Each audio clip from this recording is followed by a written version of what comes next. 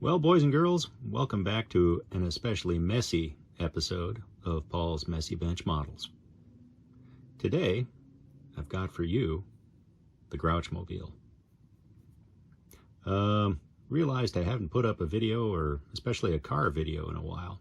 So, I pulled this old guy off the shelf. I think I built him 4 or 5 years ago now. And obviously, this is one of those things where I just decided to have fun with it. And I certainly did. Yeah, this car was sort of a test mule for trying out various weathering and rust and sculpting techniques. Yeah, just playing with it. And in a model like this, if you screw something up, it doesn't really matter. It's all part of the learning process.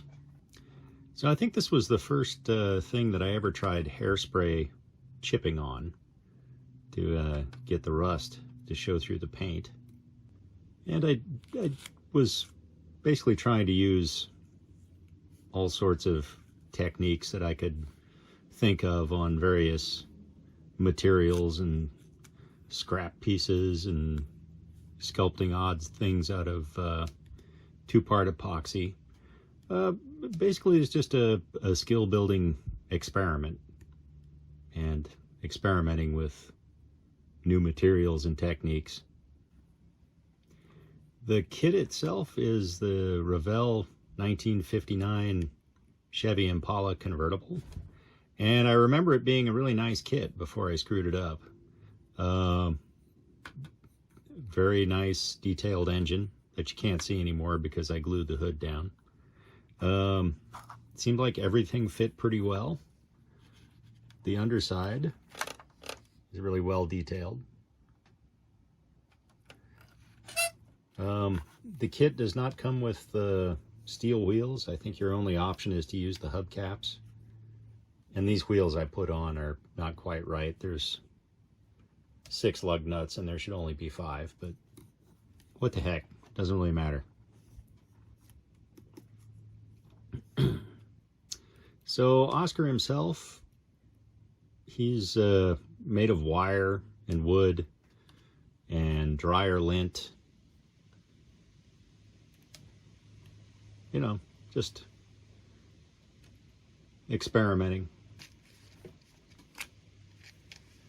For the pig, I got this guy's sort of a rubber toy that I got at the toy aisle in the grocery store. And to get him to stand on the passenger seat, basically I cut him up into pieces. It looked pretty gruesome.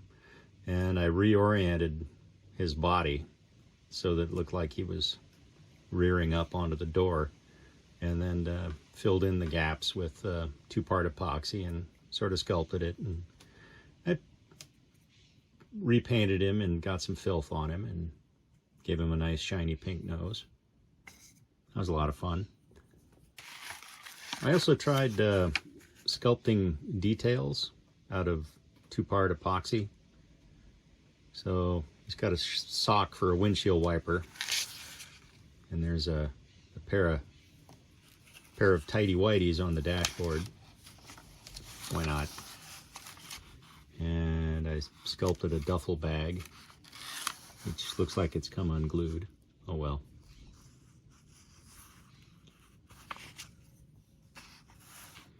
And I tried various rusting techniques on little bits of plastic and chain. I got some gas station decals and I stuck them onto little pieces of metal and tried distressing them and punching holes in them. I tried weathering actual wood. These planks are basswood. I did some experimenting to get a nice puddle to ooze out of the trunk.